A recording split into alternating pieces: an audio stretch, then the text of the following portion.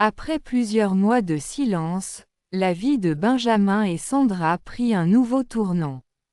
Bao, un ami proche de David, venait de décéder tragiquement au Vietnam. Son fils, Van Thu, âgé de seulement 6 ans, se retrouvait seul, sans famille. La justice française et les services sociaux prirent en charge la situation, et l'enfant fut placé temporairement dans un foyer. Mais Sandra, qui venait de quitter son poste à l'ESAT pour devenir famille d'accueil, se sentit immédiatement concernée. Un matin, l'assistante sociale arriva chez eux, à Sevran. Benjamin était en repos après une longue semaine de service à la 2e DPJ. Sandra, un peu stressée mais déterminée, accueillit la visiteuse dans leur appartement. Inès jouait dans le salon, inconsciente des enjeux de ce rendez-vous. Après plusieurs minutes de discussion, la décision fut officialisée: dans 3 mois, Van Thu viendrait habiter chez eux. Le soir même, Benjamin prit Sandra dans ses bras.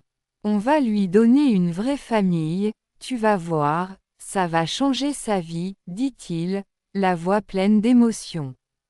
Sandra, les yeux brillants, répondit doucement: j'espère qu'il nous aimera, et qu'il trouvera un peu de paix avec nous.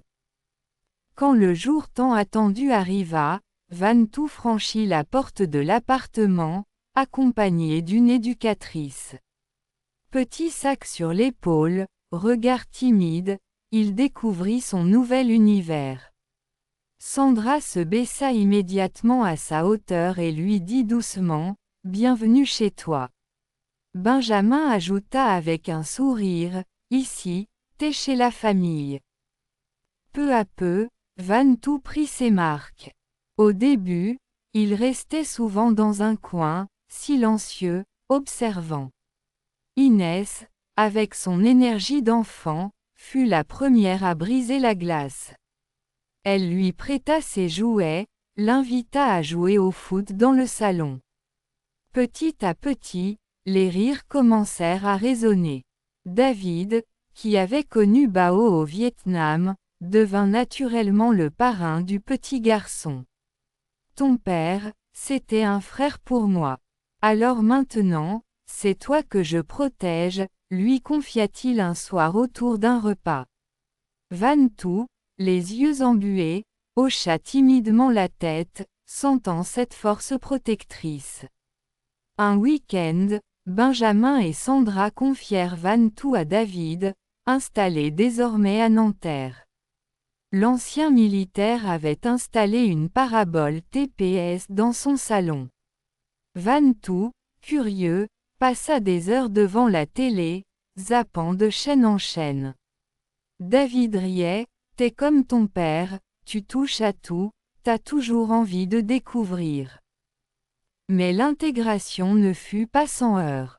À l'école, Van Thu eut parfois du mal à se défendre face aux moqueries. Benjamin, en policier mais surtout en père de cœur, se montra très présent. « Si quelqu'un t'embête, tu viens me voir, je serai toujours là, » lui répétait-il. Un soir, autour d'un dîner, Sandra observa Van Thu rire aux éclats avec Inès et Benjamin.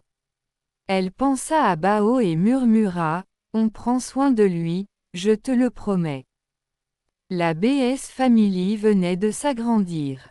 Dans les yeux de Van Thu brillait une lueur nouvelle, celle d'un enfant qui commençait à croire qu'il pouvait enfin retrouver une famille.